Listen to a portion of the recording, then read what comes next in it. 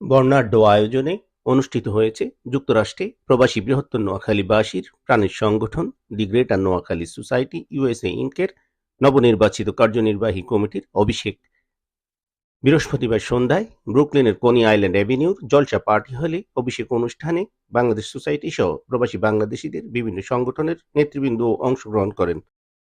অনুষ্ঠানের শুরুতেই পবিত্র কোরআন থেকে তেলাওয়াত, বাংলাদেশ এবং আমেরিকার জাতিসংগীত পরিবেশন এবং প্রয়াত নেতৃবৃন্দ এবং সদস্যদের রুহের মাগফিরাত কামনায় দোয়া অনুষ্ঠিত হয়। অভিষেক অনুষ্ঠানকে ঘিরে দীর্ঘদিন পর বৃহত্তর নোয়াখালীবাসীর মিলন মেলায় পরিণত হয় জলসা পার্টি হল।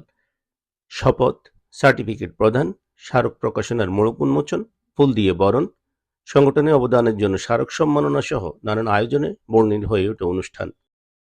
মাইনুল উদ্দিন মাহবুব এবং ইউসুফ জসিমের সঞ্চালনায় অনুষ্ঠানে সভাপতিত্ব করেন বিদায়ী সভাপতি নাজমুল হাসান মানিক। বক্তব্য রাখেন বাংলাদেশ সোসাইটির সভাপতি আতাউর রহমান সেলিম সহ বৃহত্তর নোয়াখালী সোসাইটির সাবেক সভাপতি, ট্রাস্টি, উপদেষ্টা পরিষদের সদস্য এবং বিভিন্ন আঞ্চলিক সংগঠনের নেতৃবৃন্দ। বিদায়ী নেতৃবৃন্দ তাদের সময়কার কর্মকাণ্ডের ফিরিস্তি দেওয়ার পর নবনির্বাচিত কমিটির সভাপতি তার বক্তব্যে আগামী সময়ে $7 মিলিয়ন উন্নয়ন পরিকল্পনার কথা জানান বৃহত্তর নোয়াখালীবাসীকে। আমরা চাই আমেরিকাতে আমরা একটা এক্সাম্পল গ্রহণ করতে, যে বৃহত্তর নোয়াখালীবাসী যেটা পৃথিবীর কেউ পারে নাই, অন্য কোনো সংগঠন পারে নাই, সেটা আলহামদুলিল্লাহ বৃহত্তর নোয়াখালীবাসী করেছে, আগামী দিনেও করবে।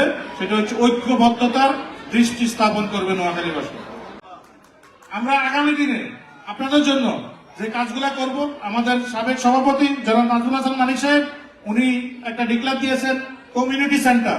আমরা ইনশাআল্লাহ আগামী দিনে আমরা সেই কমিউনিটি সেন্টার আমরা স্থাপন করব ইনশাআল্লাহ। ইনশাআল্লাহ আমরা আগামী কিছুদিনের ভিতরে আপনারা বাজেট শুনতে পাবেন। আমরা একটা প্রিলিমিনারি বাজেট করেছি $5 থেকে $7 মিলিয়ন। এমনকি এটাও বলতেছি আমরা নোয়াখালী সমিতির যে বর্তমান যে সম্পদ আছে, 2টা বাড়ি, ওয়াশিংটন মেমোরিয়ালের কবরস্থান এবং কি আপনার আফস্টেটের যে কবরস্থান, এই সম্পদ এর বাইরে আগামী দিনে সম্পদ হবে। আমরা কোনো বাড়ি বিক্রি করব না, আমরা কোনো অন্য কোনো সম্পদ বিক্রি করব না। $5 থেকে $7 মিলিয়ন বাজেট আমরা ইনশাআল্লাহ আমাদের প্রজেক্ট আমরা বাস্তবায়ন করব। আরেকটা জিনিস নিয়ে আমরা অলরেডি কাজ করতেছি, সেটা হচ্ছে সকলের আমাদের কমিউনিটিতে অনেক প্রয়োজন। আমাদের এখানে আজকে এখানে উপস্থিত হয়েছে শুধু বিভিন্ন সংগঠনের নেতৃবৃন্দরা উপস্থিত হন নাই। আপনারা দেখেছেন আমাদের এখানে সমাজের অনেক মসজিদের ইমাম, খতিব, বিশিষ্ট আলেম ওলামাগণ এখানে উপস্থিত হয়েছে। আমরা ওনাদের সাথে একসাথে আমরা কাজ করব।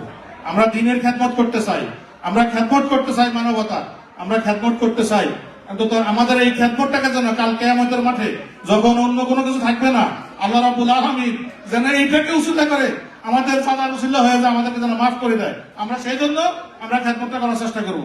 আমরা ইনশাআল্লাহ ফিনারুল হল আশা করতেছি ইনশাআল্লাহ অতি সত্তরই আমরা খুলবো। আমাদের একটা ব্রাঞ্চ হবে জামাইগাতে, মেইন ব্রাঞ্চটা হবে ব্রুকলিনে। জামাইগাতে আমরা অলরেডি কাজ করতেছি একটা মসজিদের সাথে, সেখানে আমরা নতুন করে বানাবো।